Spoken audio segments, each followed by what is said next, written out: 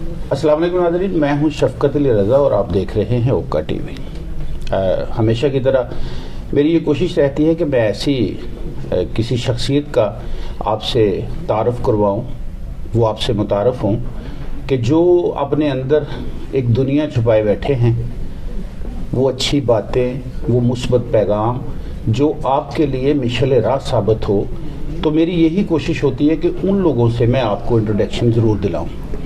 آج کی ہماری شخصیت ڈاکٹر حسن محی الدین، جو چیئرمین ہیں سپریم کونسل منہاج القرآن انٹرنیشنل کے، اور تعلیم یافتہ بھی ہیں، لیکچرر بھی ہیں، بڑے اچھے تجزیہ کار ہیں، اور ان کی اسلامی اور دنیاوی دونوں اطراف میں ایک گرفت ہے، ایک دسترس ہے ایسے معاملات پہ کہ جن سے نوجوان نسل ایک صحیح راستے کا تعین کر سکتی ہے۔ السلام علیکم سر۔ وعلیکم السلام سر، بہت شکریہ آپ نے وقت دیا، اور میرا بھی شوق تھا کہ آپ سے بات ہوگی تو وہ بات یقیناً ناظرین دیکھیں گے اور انہیں کوئی نہ کوئی اچھائی، کوئی نہ کوئی پازیٹیوٹی ملے گی۔ آج کل آپ وزٹ پہ ہیں یورپ کے، یورپ میں آپ نے دیکھا ہے کہ اس وقت آپ اسپین میں ہیں۔ ایک طرف قرطبہ مسجد ہے جہاں پہ نماز پڑھنا اور اذان دینا ممنوع ہے، اور ایک طرف آپ ہر دوسری گلی میں مسجد دیکھ رہے ہیں۔ اس تناظر میں آپ کیا کہنا چاہیں گے کہ ہماری جتنی اسلامی شعار ہیں یا جتنی اسلامی تعلیمات ہیں، جتنی اسلامی خدمات ہیں ہماری کمیونٹی کی، وہ اس تناظر میں آپ کے الفاظ ہم چاہتے ہیں کہ آپ اس کو کس طرح دیکھتے ہیں کہ گلیوں میں مساجد ہیں جبکہ تاریخ جو ہے وہ یہاں منع کرتی ہے اذان دینے سے اور نماز پڑھنے سے؟ بسم اللہ الرحمن الرحیم۔ میں سب سے پہلے آپ کا شکریہ ادا کرتا ہوں کہ آپ نے نہایت اہم موضوع پر اس ڈسکشن کو شروع کیا ہے۔ سب سے پہلی بات یہ ہے کہ اسلام جو ہے وہ امن، سلامتی، پیار، محبت اور اتحاد کا دین ہے، اور کمپلیٹ کوڈ آف لائف ہے، اور کاملتاً ایک دستور حیات ہے۔ آقا صلی اللہ علیہ وسلم نے دین اسلام کی کمپریہنسو میسج جو ہے وہ ریاست مدینہ کی شکل میں عطا کیا، اور اسے یثرب کی سرزمین کو پرامن، بقائے باہمی کا ایک گہوارہ بنایا، اور multi cultural and multi ethnic society کو وہاں پر اسٹیبلش فرمایا۔ ایک نیا منظر نامہ پوری انسانیت کے لیے پیش کیا، جس میں انسانیت کو اس کا کھویا ہوا مقام عطا کیا، اور مذاہب، قبائل اور گروہی امتیازات کو ختم کر کے یونٹی اور وحدت کو فروغ دیا، اور فرسٹ ٹائم آقا صلی اللہ علیہ وسلم نے امت کے کانسیپٹ کو امت کے سامنے ایک نعمت کے طور پر عطا کیا۔ اور آپ کو شاید پتہ ہوگا ریاست مدینہ کے آئین، جسے دستور مدینہ کہتے ہیں، میثاق مدینہ، میری اس پہ پی ایچ ڈی ہے اور اسی پہ اسپیشلٹی ہے، اور جس میں میں نے اس آئین کی، دستور مدینہ کے آئین کی دنیا کے اور یورپ کے اور دساتیر عالم، کانسٹیٹیوشنز آف دا ورلڈ کے ساتھ کمپیریزن کیا، اور اس میں سے سسٹمز ڈیولپ کیے، اور آج کی ہمارے کنٹمپریری ورلڈ میں وہ 100% اپلیکیبل ہے۔ اس میں آقا صلی اللہ علیہ وسلم نے تمام کمیونٹی کو ان کے انٹر اور انٹرا ریلیجس رائٹس کی بات کی، فریڈم آف ریلیجن کی بات کی، فریڈم آف اسپیچ کی، ایکسپریشن کی بات کی، اور ان کی تقالید، ان کے کنونشنز، ان کے کسٹمز اور ان کی لوکل ایڈمنسٹریشنز کو آپ نے اٹونومس کر دیا۔ اور یہاں سے ہم کہتے ہیں کہ جی فرسٹ ٹائم ایک لوکل باڈیز سسٹم اور اٹونومس سسٹم اگر اس کی بنیاد عطا کی تو آقا صلی اللہ علیہ وسلم کی ذات اقدس ہے۔ جب آپ یہ بنیاد عطا فرما رہے تھے تو آپ نے اس وحدت میں مذہب کو آپ نے پریورٹی نہیں دی، بلکہ وحدت کو، یونٹی کو اور باہمی اتفاق کو، اتحاد کو پریورٹی دی، جس پر آپ نے سب کو آزادی دے دی۔ فرمایا لکم دینکم ولی دین، جیسے اللہ رب العزت نے قرآن مجید میں فرمایا، اور پھر فرمایا انہم امۃ واحدہ من دون الناس، انہیں وحدت کا اور multi ethnic society, cultural society, pluralistic society, egalitarian society اور ہائبرڈ سوسائٹی کا ایک کانسیپٹ دیا، اور جیوگرافیکل نیشن کا ایک وجود دیا، جس کے تحت آپ نے وہاں آباد مائنورٹیز کے حقوق کی حفاظت کی ذمہ داری بھی ریاست کو دی. اس میں مسلمانوں کے حقوق بھی محفوظ ہو گئے، نان مسلم مائنورٹیز کے بھی حقوق محفوظ ہو گئے، ان کی عبادت گاہیں بھی محفوظ ہو گئیں. اسی طرح آقا صلی اللہ علیہ وسلم نے پھر فرمایا کہ اگر جنگ کے دوران بھی تم اگر فتوحات کے لیے جاؤ تو ان کی عبادت گاہوں کی حفاظت تمہارے ذمہ ہے، ان کے درختوں کی، ان کے مال مویشیوں کی، ان کے راہبوں کی اور ان کے ریلیجس لیڈرز کی اور ان کی درسگاہ اور عبادت گاہوں کی ذمہ داری بھی تمہارے ذمہ ہے. جس سے ایک میسج دے دیا کہ اسلام دین امن ہے، اسلام ایک دوسرے پیسفل کو ایگزسٹنس پہ بلیو کرتا ہے اور نہ انتشار پھیلاتا ہے اور نہ پھیلانے دیتا ہے. اس سے ایک آج کے دور میں ایک ماڈل وجود میں آ گیا جسے ہم کہیں گے ایک پیسفل ماڈل آف اسلام، اور اسے کہیں گے دارالسلام، جس کو ہم بدقسمتی سے جس کانسیپٹ کو ہم اپنی کم آئیگی اور جہالت کی بنا پر انٹرپریٹ کر بیٹھتے ہیں. ہم دارالکفر، دارالسلام ان کی بحثوں میں چلے جاتے ہیں، مگر آج دنیا بدل گئی.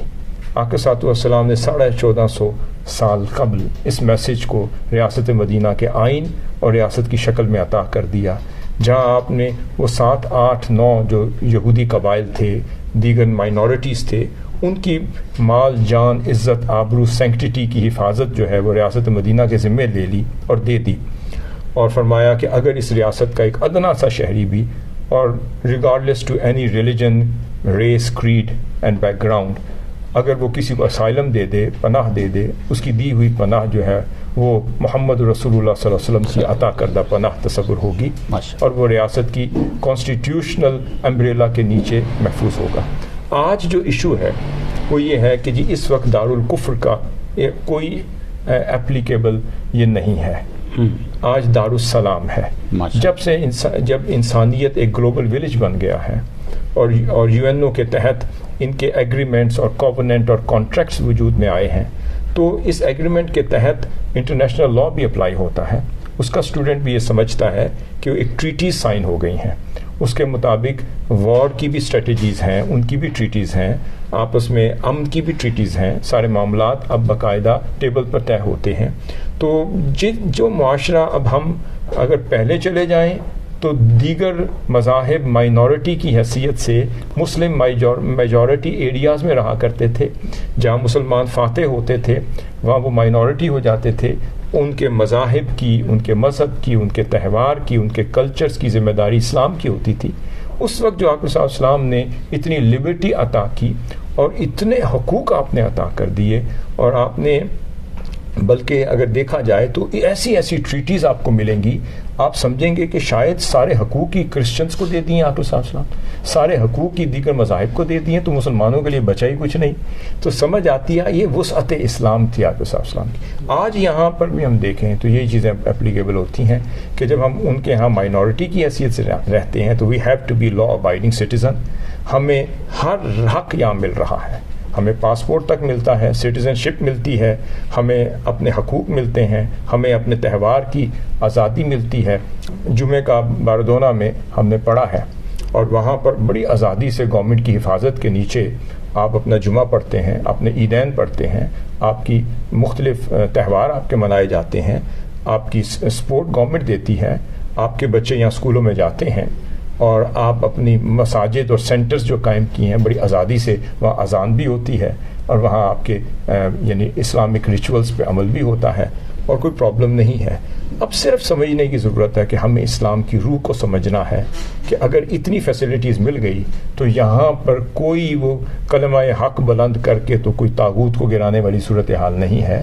آپ نے اس دارالسلام میں سلامتی اور امن کے ساتھ شہری بن کر لا ابائڈنگ سٹیزن بننا ہے، اور یہ من و عند آقا صلی اللہ علیہ وسلم کی تعلیمات ہے جو حبشہ میں جانے والے مسلمانوں کو عطا کی تھی، to integrate with the society. اگر وہ حاکم آپ کو تمام حقوق دے رہا ہے تو آپ کو بھی ان کا وفادار بن کے رہنا پڑے گا.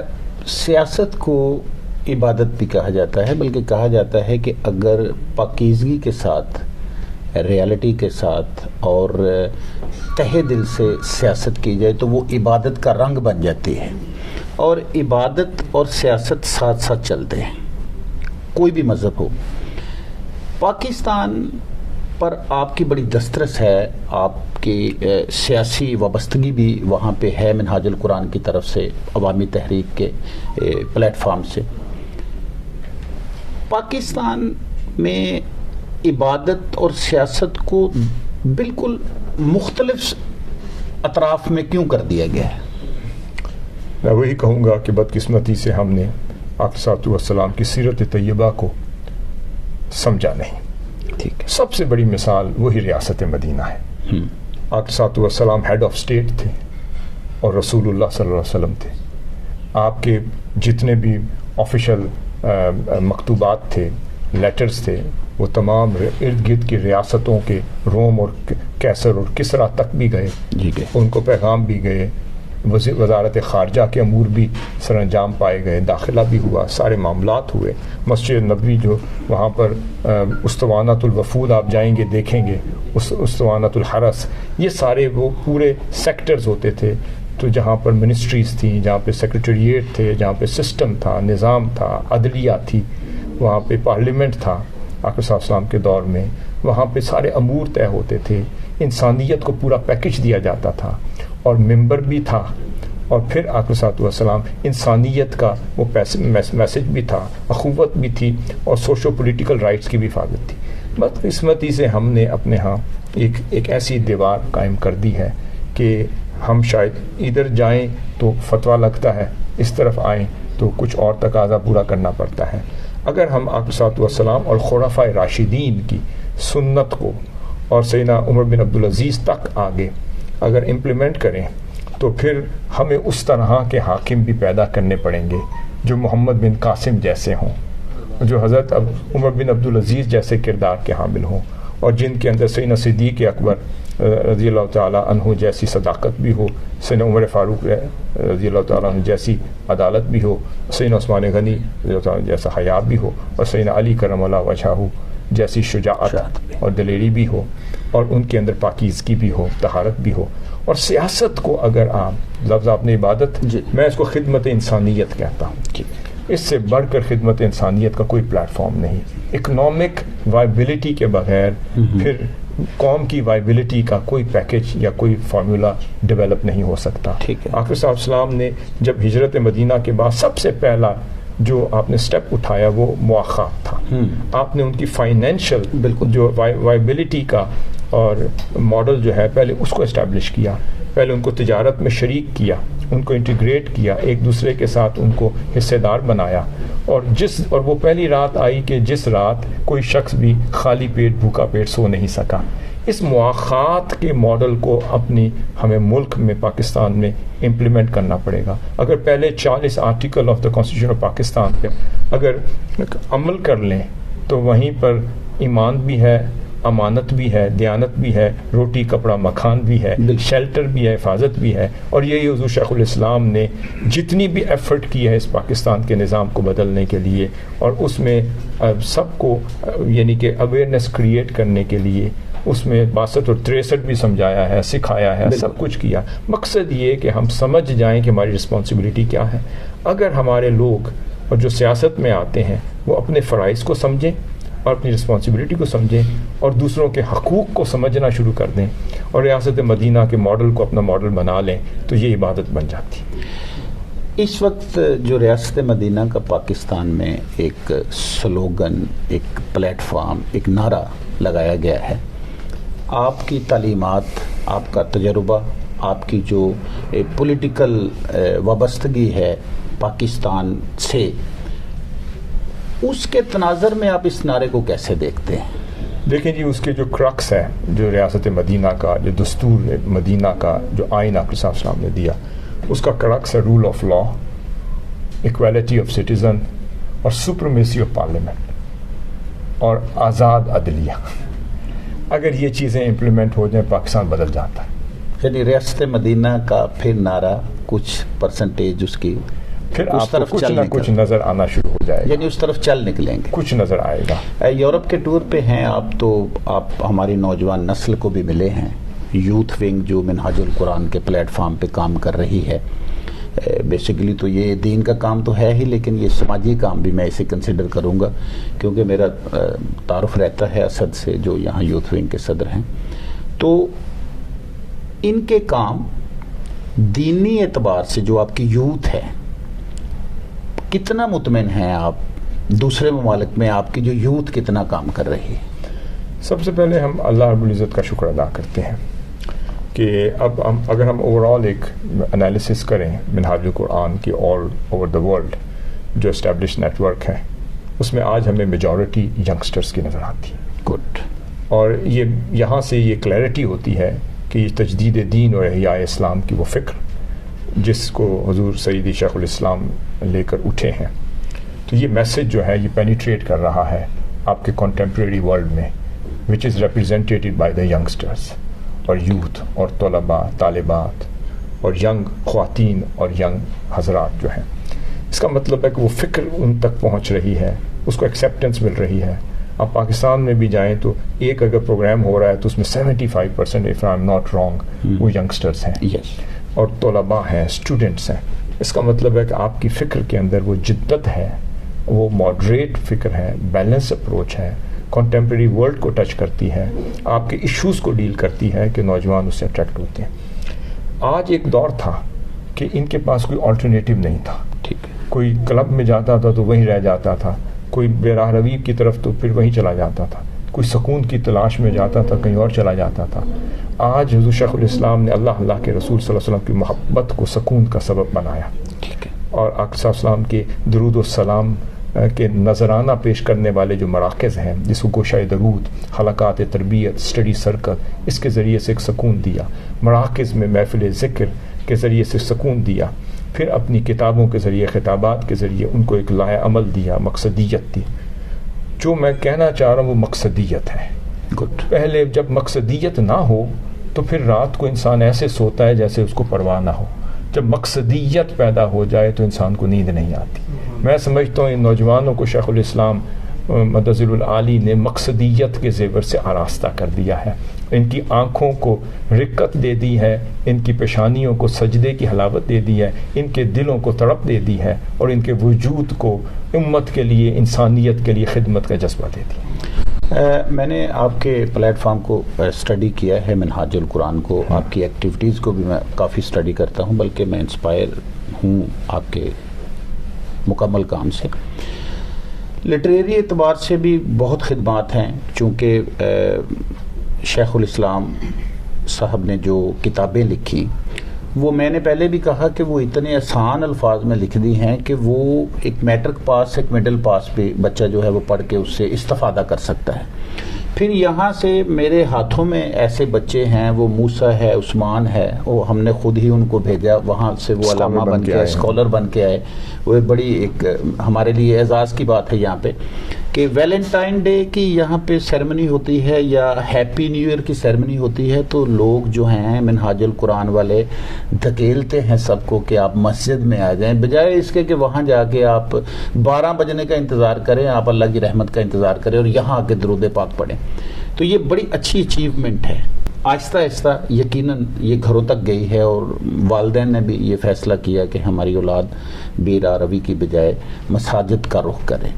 آپ اپنے نوجوانوں کو یہ نہیں کہ وہ منہاج القرآن سے تعلق رکھتے ہوں، پاکستانی نوجوان جو دوسرے ممالک میں رہتے ہیں، جو 18 سال سے 25 سال کے درمیانی جو ایک خاص عمر ہوتی ہے جب بندے نے کوئی بھی فیصلہ کرنا ہوتا ہے نیگیٹو کا یا پازیٹیو کا، ان کے لیے اگر آپ میسیج دینا چاہیں اس پلیٹ فارم سے. ان کے لیے میں میسیج یہ دوں گا کہ اپنی لائف کو فل آف کاز بنا دیں. پہلے سمجھیں، کوشش کریں کہ اللہ رب العزت نے آپ کو ہر نعمت سے نوازا ہے. آپ دیکھ سکتے ہیں، سمجھ سکتے ہیں، سن سکتے ہیں، اور اللہ رب العزت نے آسائش زندگی سے تقریباً لوگوں کو بہرہور کیا ہے. اس کا شکرانے میں بھی اگر زندگی بسر ہو جائے تو شاید ایک لمحہ نہ گزرے جو اللہ کے حضور ہم سجدہ ریز نہ ہوں. اگر ہم صرف شکر ہی ادا کرتے رہیں تو اس کا واحد ذریعہ یہ ہے کہ اللہ رب العزت کے ہاں تو جھکیں، پھر اللہ کی مخلوق کے لیے بھی خدمت گزار بن جائیں اور اپنی زندگیوں کو کوئی لائے عمل ضرور دے دیں. انسان، آپ لوگ پڑھ رہے ہیں، ہمارے ینگسٹرز اچھی ڈگریز حاصل کر رہے ہیں، بہت اچھا پڑھ رہے ہیں، ڈاکٹرز بن رہے ہیں، انجینئرز بن رہے ہیں، پروفیشنلز بن رہے ہیں، ای کامرس میں بڑا بڑا نام کما رہے ہیں اور بڑی بڑی ڈیولپمنٹس میں جا رہے ہیں، ٹیکنالوجی میں چلے گئے ہیں اور مائکروسافٹ وغیرہ میں اور سافٹ ویئر انجینئرنگ میں چلے گئے، انجینئرنگ میں چلے گئے. آپ ذہن میں یہ رکھ لیں کہ اس کا بھی ایک شکر بنتا ہے. اور اگر اللہ رب العزت نے 360 دن سال کے رکھے ہیں تو اگر ہر دن کا بھی ایک شکر ادا کرنے میں وہ دن صرف کر دیا جائے اور اللہ کے حضور بھی ایک وقت اپنے وقت پر حاضر ہو جایا جائے، شکر ادا کریں، شاید ہماری زندگیوں میں بہت برکت آ جائے گی اور اس میں اللہ رب العزت کی بارگاہ سے وہ ملٹیپلائی ہو جائے گی برکت. اور یہ ذہن میں رکھیں کہ ہمارے ذمے بھی کوئی قرض ہے اور وہ قرض ہم نے اگلی نسلوں تک پہنچانا ہے. اگر آج ہم دین کو نہیں سمجھیں گے تو پھر یا ہم سیکولر ہو جائیں گے یا ہم کسی اور ایکسٹریم اینڈ پہ چلے جائیں گے. تو in order to avoid from the both ends ہمیں کہیں ویژن چاہیے. آج شیخ الاسلام کو آپ پسند کرتے ہیں تو دا ویژن از دیئر، اگر نہیں کرتے for the sake of knowledge آپ لے لیں. ان کی تفسیر ہے، ان کی حدیث شریف کی کتابیں ہیں، سینکڑوں 550 600 کتابیں انہوں نے لکھ دیں. اب ہر چیز ہم اپلیکیشنز میں لے آئے ہیں. تو انسائکلوپیڈیا آف قرآن کی بھی ایپ آ گئی ہے، اسی طرح حدیث شریف کی ایپ آ رہی ہے، اسی طرح عرفان القرآن کی ایپ ہے، اسی طرح گوشہ درود کی ایپ ہے. ہر چیز آپ کی ٹیکنالوجی کے مطابق آ رہی ہے. چھوٹے بچوں کے لیے اسلامک کارٹونز انشاءاللہ آ رہے ہیں. آپ ہر چیز سے فائدہ اٹھائیں اور اپنے آپ کو اکوپڈ کریں.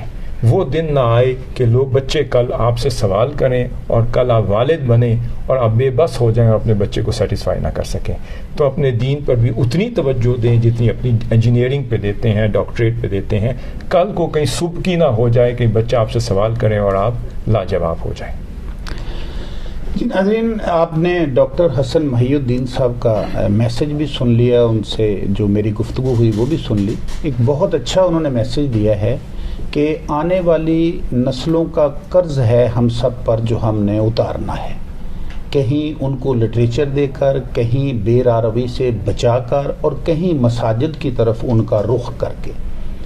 تو میں ڈاکٹر حسن محی الدین صاحب کی گفتگو کا تو میں قائل ہوں، لیکن آج میں برملا یہ کہتا ہوں کہ انہوں نے جو میسج دیے ہیں یہ مجھ سمیت ہماری تمام نوجوان نسل اور نوجوانوں کے جتنے یہاں پہ والدین ہیں ان کو اس پر فکر کی ضرورت ہے، اس پر عمل کرنے کی ضرورت ہے.